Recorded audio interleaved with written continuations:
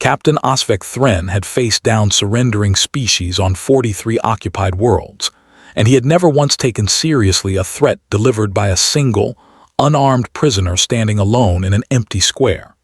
The prisoner's name was Marcus Webb. He was reportedly the last free human on a planet the Vantiri Dominion had spent 6 years conquering, and Thren's entire boarding party was laughing at him when the ground began, very faintly, to shake. They stopped laughing roughly 90 seconds later. By then it was already too late to matter.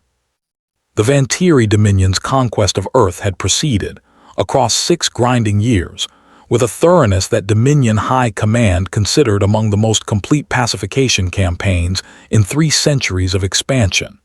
Major cities fallen, organized military resistance dismantled, population centers processed into the administrative structure Dominion occupation doctrine had refined across dozens of previous campaigns.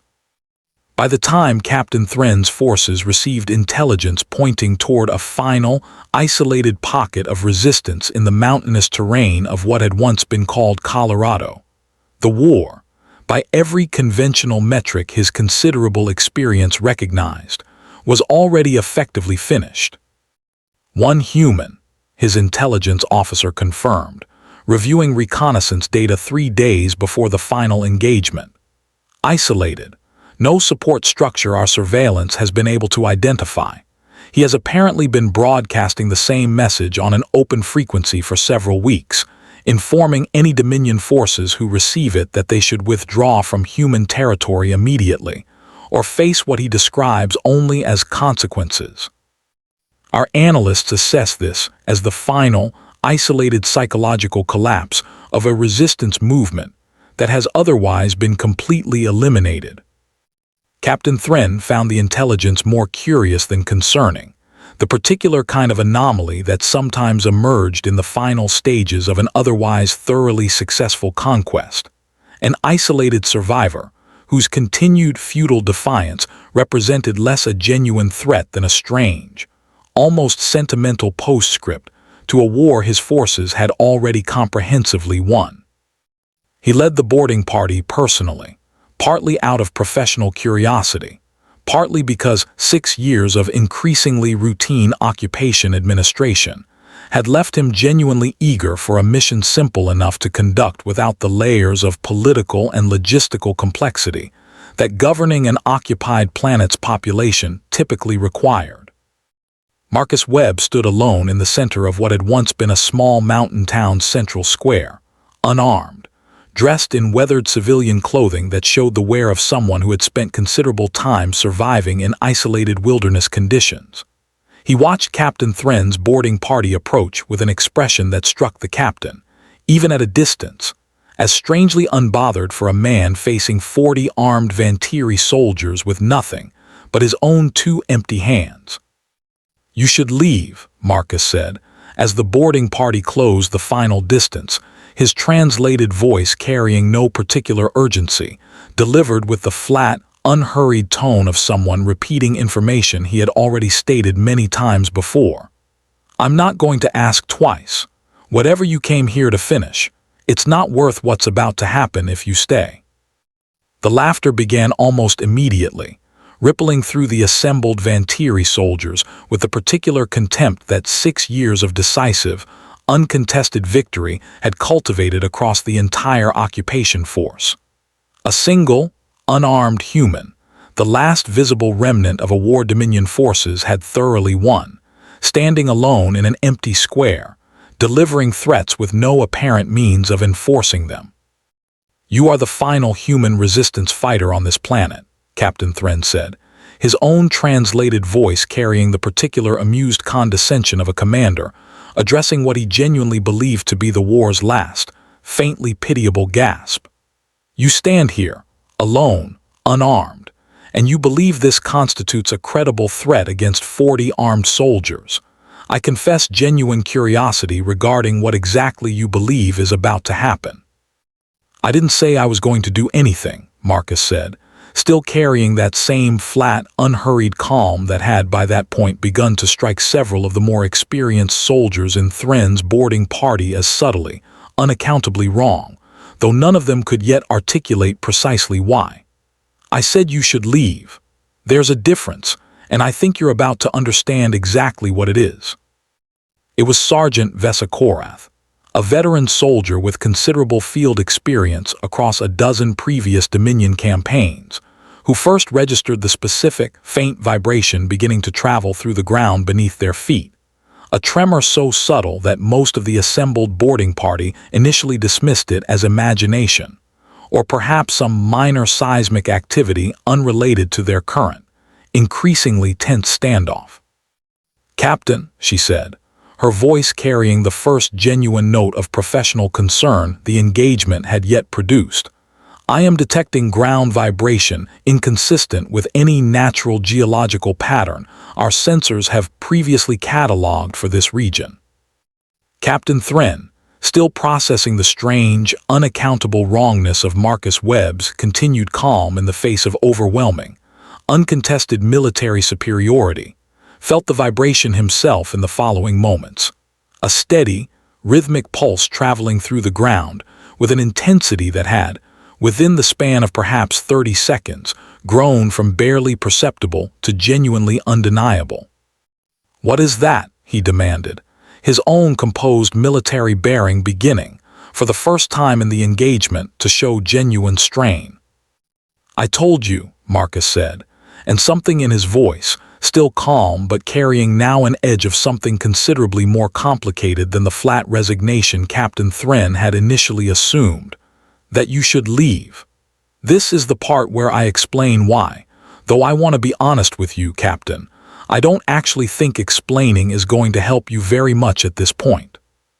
What emerged from the mountain terrain surrounding the small town's central square, in the following 90 seconds, represented something Captain Thren's considerable prior conquest experience had genuinely never encountered, and would spend the remainder of his life attempting to properly process.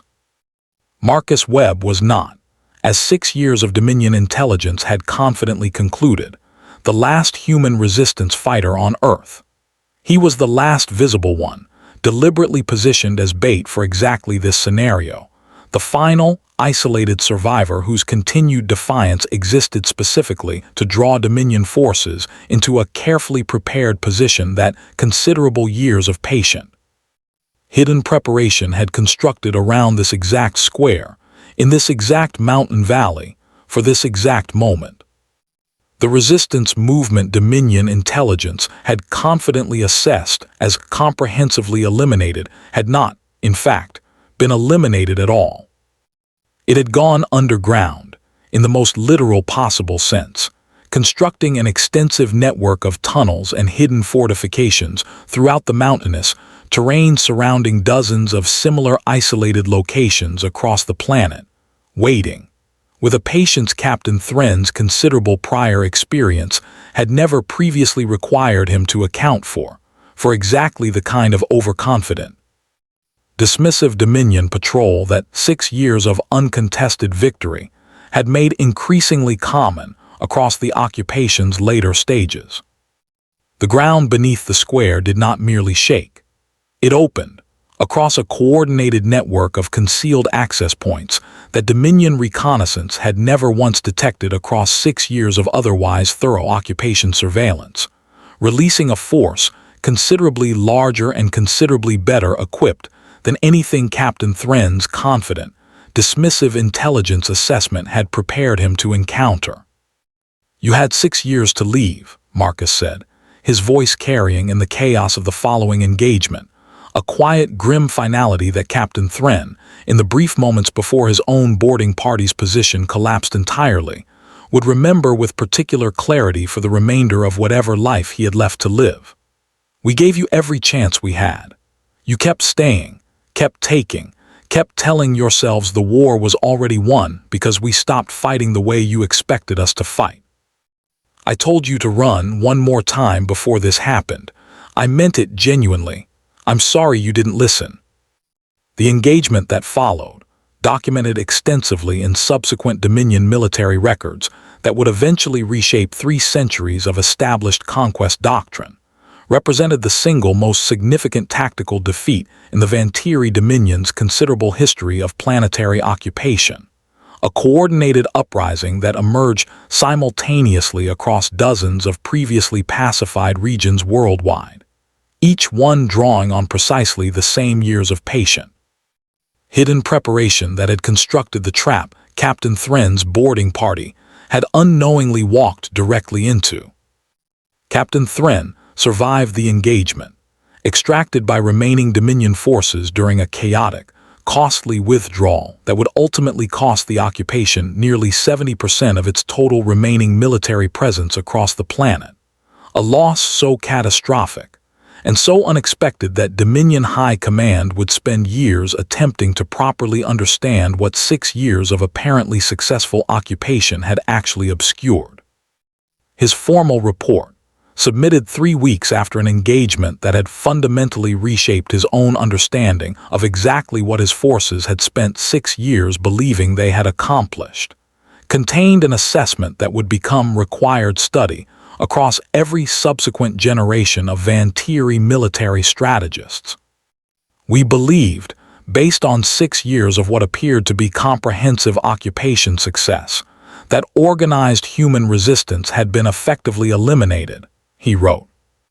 This assessment proved catastrophically incorrect, not because our occupation forces failed to detect resistance activity through inadequate surveillance, but because humanity, across 6 years of apparent defeat, had deliberately chosen to abandon the kind of visible, conventional resistance our doctrine was specifically designed to detect and eliminate, in favor of a patient, hidden preparation our considerable prior conquest experience never once required us to anticipate. The individual we encountered, presented to our intelligence as the final, isolated remnant of a defeated resistance movement, was in fact a deliberately positioned decoy, calculated with considerable precision to exploit exactly the kind of overconfident dismissiveness 6 years of uncontested occupation success had cultivated across our entire military structure. I do not believe humanity's 6 years of apparent passivity represented genuine defeat at any point during our occupation. I believe it represented a species making a deliberate, considered choice to appear defeated, specifically to lower our guard sufficiently that, when their actual resistance finally activated, it would strike not a vigilant, prepared occupation force, but one that had, across 6 years of what we mistakenly interpreted as complete victory, forgotten entirely what genuine vigilance against this particular species actually required. Marcus Webb did not survive the engagement's immediate aftermath, a fact that Dominion intelligence would only fully confirm months later, though the resistance movement he had helped coordinate would go on to fundamentally alter the trajectory of the Dominion's entire occupation strategy across the following years of continued, considerably more costly conflict. A recording of his final broadcast, delivered in the hours before Captain Thren's boarding party arrived at the square, was recovered from resistance archives years later and would become, within human historical memory, one of the most frequently referenced documents from the entire occupation period. If you're hearing this and you're one of them, I want to be as clear as I know how to be, the recording stated, Marcus Webb's voice carrying, even in the recording's degraded quality, the same flat, unhurried calm that had, in the moments before his death, so thoroughly misled an entire Dominion boarding party. I'm going to stand out there alone, and I'm going to tell you to leave. I mean it, every time I say it. I'm not saying it because I think you'll listen. 6 years has taught me you probably won't. I'm saying it because when this is over, whatever happens to me personally, I want it on record that we gave you every chance we had to walk away from this. You've spent 6 years believing you already won this war. I need you to understand something before what's coming actually arrives, something I don't think your intelligence reports have adequately explained to you yet. We didn't stop fighting 6 years ago when your forces think our resistance collapsed. We just stopped fighting the war you were prepared for. Every day since, we've been quietly preparing for the one we actually intend to win. You're about to find out exactly what that means. I'm sorry it has to happen this way. I really am. But I gave you the chance to leave, and I'm giving it to whoever's listening to this recording one more time, right now, before it's too late for you to run. We've been waiting a very long time for you not to.